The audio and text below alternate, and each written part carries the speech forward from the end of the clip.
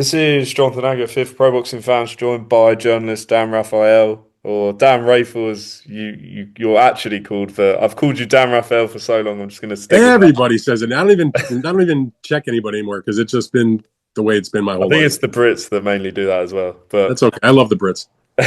so, Dan, first of all, before we get into last night's madness, uh, tell us how your Substack's doing and your podcast. Oh, it's going great. Thank you for asking. I would love people to go check it out at danrafael.substack.com and take 5 seconds to punch in your email address and get on the mailing list. There you go. All your reactions to last night's on there, and obviously big fight weekend on YouTube, Spotify, everywhere as well. So check out all of that. Dan, a breathless heavyweight title fight last night. It was, promoters always say, it's going to be don't blink, but that was literally don't blink because Dubois was down within the first, I think, 10 seconds. Try and sum up for me what we saw last night.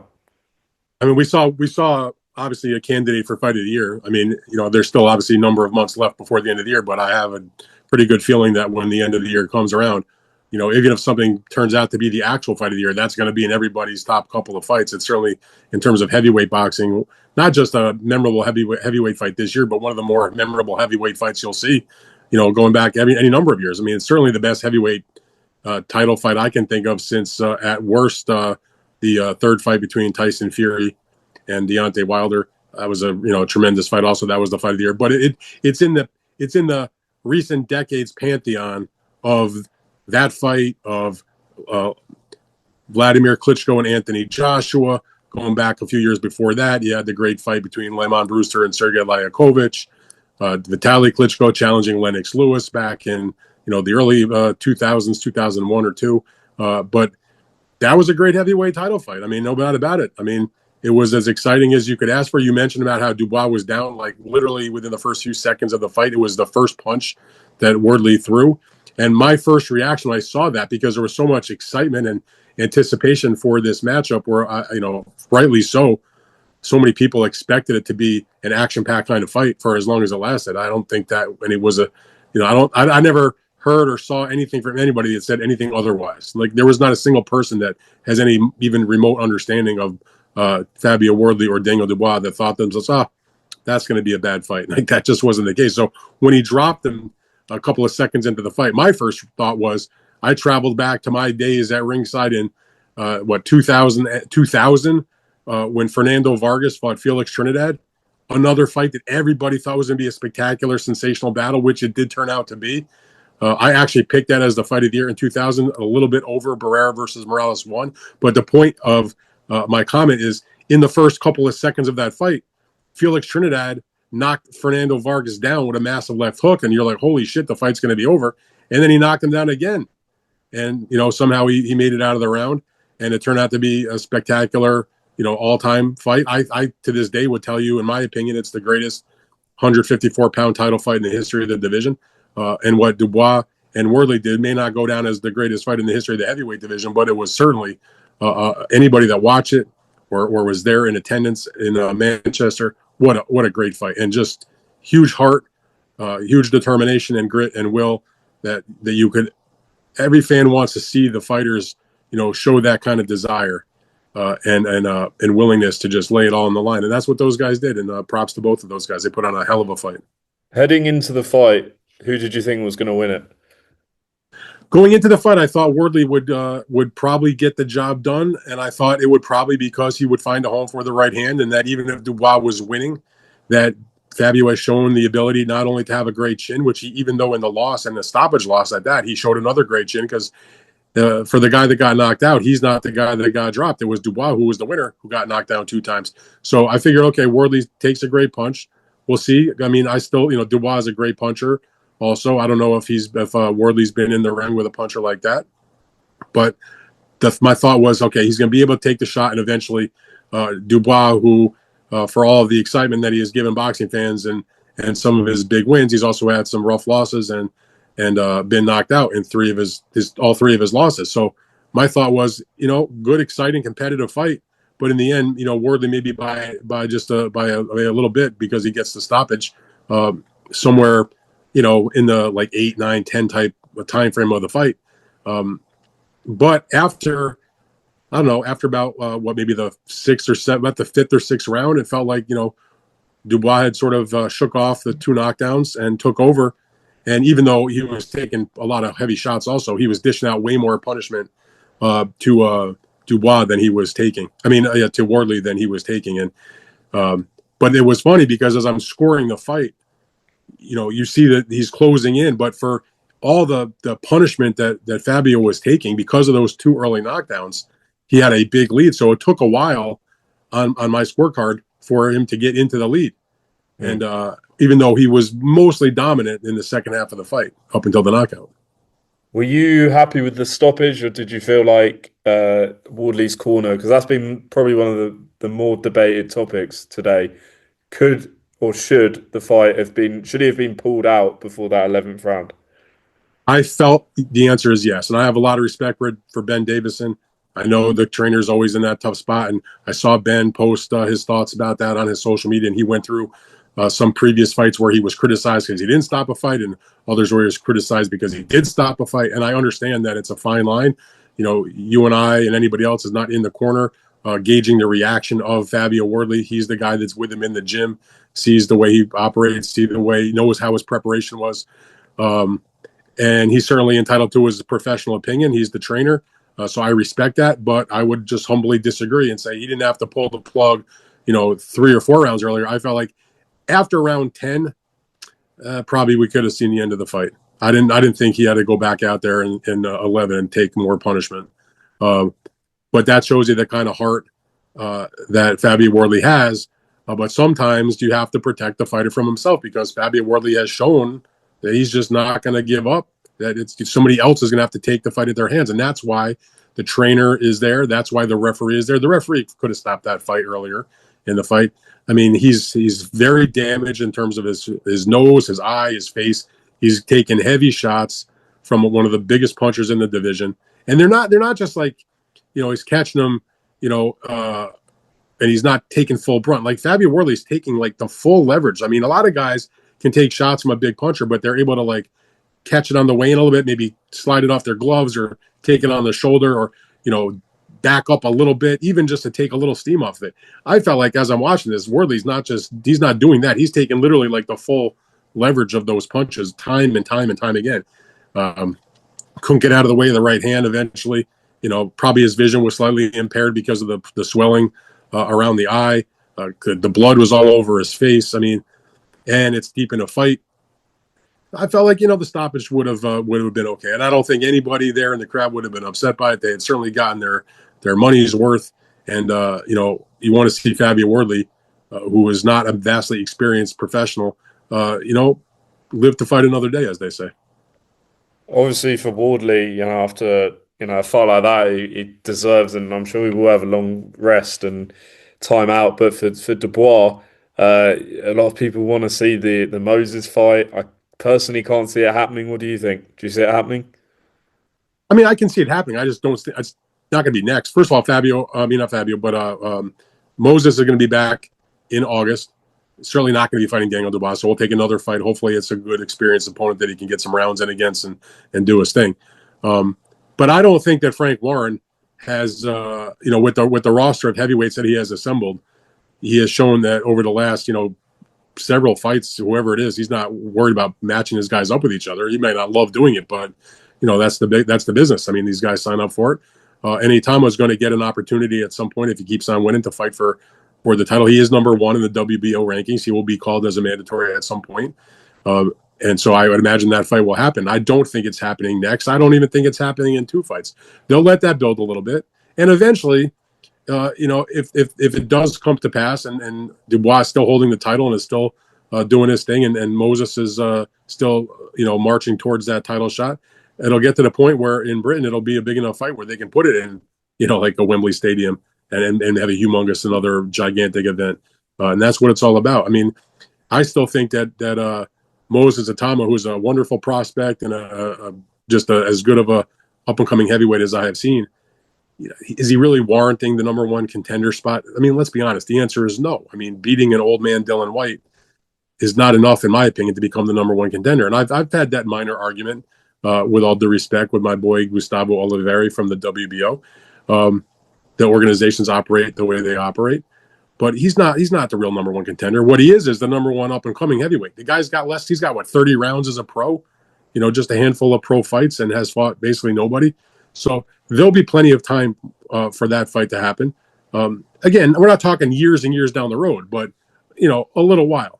And who knows if Dubois will still be holding a title at that point, because Dubois, as he has shown, is vulnerable against anybody. He wins great fights, and and when he's lost, they've been kind of crash and burn kind of fights. Yeah. Moving away from that, a fight you actually reported. I think you were first to report Zach Chelli and David Morrell, and that did not go how a lot of people imagined. What did you make of that upset? Well, I mean, it shows me that David Morrell is a different fighter as a light heavyweight than he was as a super middleweight.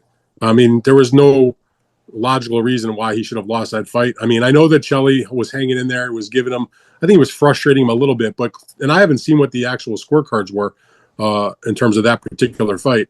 But no doubt about it that Morrell had to be way, way ahead. I mean, he had won pretty much every round up until the 9th round. So if he's up 8-0 maybe, or maybe 7-1 or something like that, he hadn't done like a lot of damage, but he's certainly way ahead on the scorecards. And Chelli, to his credit, never gave up, always was trying to do something, and was able to break through with a big round in the 9th and do some damage, and left him on kind of shaky legs at the end of the round. And then when the next round started, went out there and he tested him right away, and he had him in all kinds of trouble, and put together a nice series of shots. And the referee, very obviously had to stop the fight. This was not like any kind of quick stoppage or hometown type of favoritism. This was a guy in Chelli that never gave up, and was able to finally find a home for his right hand, and put David Morrell out. But now you look back over Morrell's recent fights, that's 4 fights since he's moved up to light heavyweight, and not a single one of them has been impressive. I mean, he kind of got a real tough fight against Hot Rod when he claimed the secondary title. That was back in 24 on the undercard of Crawford and Nadrimov.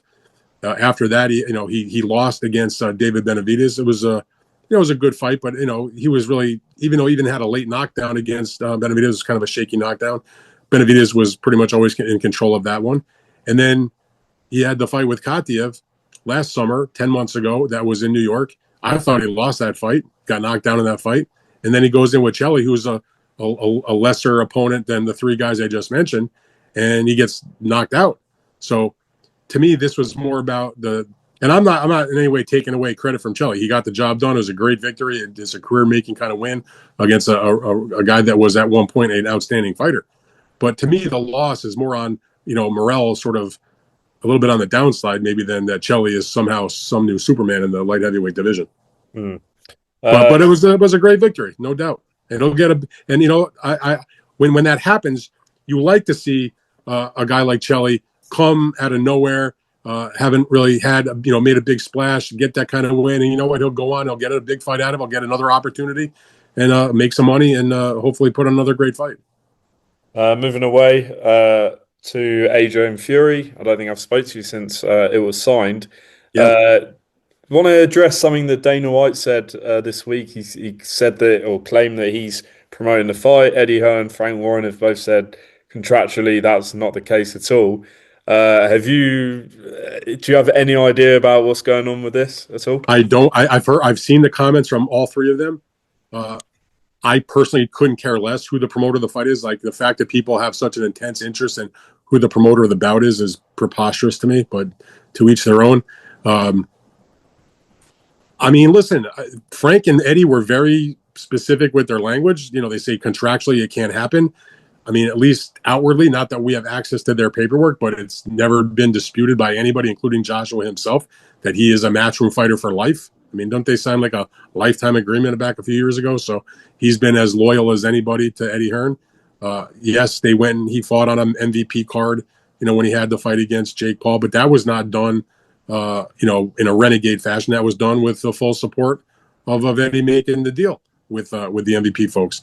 And Frank Warren, has said the same thing. He is the promoter of Tyson Fury by all accounts. Yes, he did take a bit of a backseat when they did the fight with Turkey that, was the Makhmudov fight a few weeks ago. Dana, though, I mean, if he's just going to say I'm the promoter of the fight and he's just outright lying about it, that would not be a good thing for his credibility. So I'm sure, knowing the way boxing operates and the way contracts in boxing operate, there's a gray area somewhere, and we shall see. I would be a little surprised if Eddie and Frank were not somehow involved in the biggest fight in modern British boxing history of two fighters that they've been with for years. Anthony Joshua has been with Matchroom from the day he turned pro. Tyson Fury has been with Frank Warren for all of his major fights uh, since he was champion or before he was champion. So who the heck knows? Now maybe Turkey swoops in and pays everybody off and gives Dana the spot to do the fight. Who the heck? Money talks, obviously. So we'll wait and see. But who ends up promoting the fight? I couldn't give a shit. I just want to see the fight happen. Yeah, fair Maybe enough. maybe they should do like a triple threat match on the undercard with Frank and Eddie and Dana and see who comes out. Well, Eddie has been calling Dana White out, so you never know. I'm only joking. I don't really want to see them fight each other. Well, let's I hope wish we they would. get to. Wish they would just all be quiet and let the fighters do their fights and them do their promotional activities instead of promote their fighters, not their feuds with each other. Let's hope we get to the fight because obviously Josh is having a warm up and Fury's threatening one as well. So yeah, we've seen this all But before. didn't Fury have his tune up? That's what I don't understand. Like the Makhmudov fight was the tune up. So we'll see. Yeah. Just lastly, Dan, I think it was Chris Mannix that reported that Shakur Stevenson's finalising a deal with Zuffa Boxing. There's reports that, well, I think Bill Haney came out and sort of suggested that Devin Haney had signed a 100 million deal. He didn't say with who, but are you hearing that with Shakur and potentially Devin going to Zuffa? Both of them, the answer is yes. I saw what Chris reported. Chris was dead on the money as usual. Whether that gets done or not, we shall see. But I suspect it probably will. They'll probably pay a lot of money for him. As far as the situation with Haney, 100% they are in conversation with Zuffa. It is definitely, unless it happened like yesterday, like on Friday or Saturday, or today on Sunday as we're taping this, it definitely was not signed. They were still going through a lot of different elements of what was going to happen with that. If it does get signed, it's all well and good for Bill to say $100 million deal. But what people have to understand is that if it was $100 million, that would be the absolute maximum if he's met every benchmark, won every fight, etc.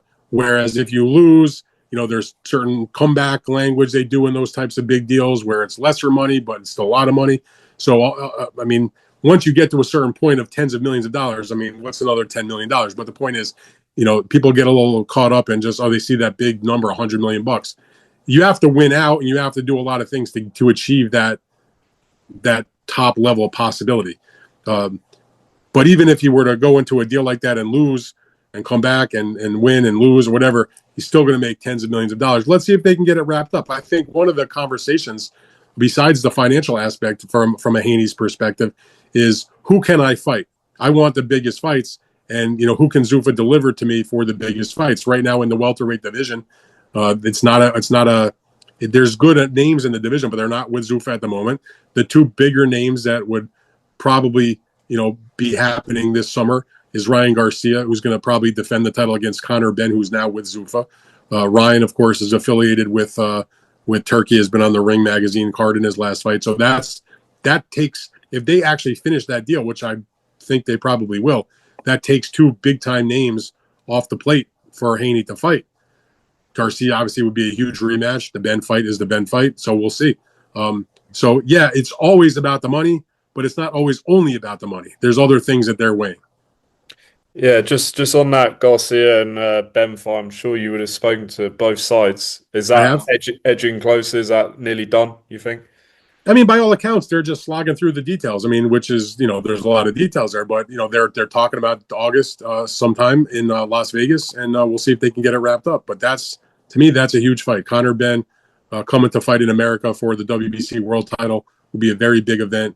I don't know if it's going to be on the level of of the British championship type fighters that I have covered, like a Ricky Hatton or Prince Nassim, Lennox Lewis, Joe Calzaghe, guys who traveled thousands of fans from the UK. Certainly not like Ricky did. But I would say if Conor Benn is fighting for the WBC World Title in the United States, particularly in Las Vegas, I would think that there'll be thousands of Brits that will travel on a nice little summer vacation to come see him fight in Vegas. And Ryan Garcia has a big fan base. That'll be a very major event for sure.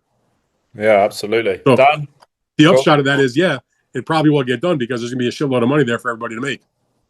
Yeah, and I suppose it's going to be on Netflix as well. So yeah, Probably that's a good point. It probably would be, I would think. interesting times, Dan. Appreciate your time. I'll speak to you soon. You bet, Jonathan. Thank you, sir.